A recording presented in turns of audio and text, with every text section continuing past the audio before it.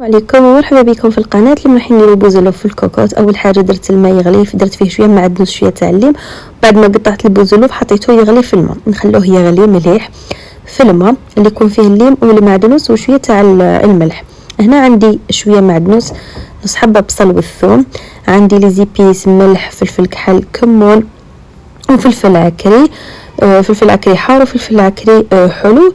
درت هنا في هذاك الروبو درت المعدنوس مع الثوم والتوابل، وعندي هكا فنجال تاع الماء نزيد فنجال تاع الماء ونطحن كلش بالروبو. بالنسبه للبصل ما تكثروش، ديروا غير نص حبه تاع البصل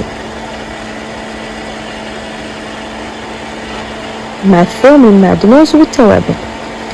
نجيبوا هنا البوزلوف بعد ما يغلي، يعني بعد ما يدخلوا طياب، نجيبوا هذاك الخليط تاع المعدنوس مع الثوم والتوابل اللي طحناهم مع بعض. نزيد لهم الزيت، نزيد لهم شويه تاع الزيت، واحد 4 كيس هكا تاع الزيت. توابل درنا ملح فلفل عكري الكمون فلفل كحل وفلفل عكري الحار.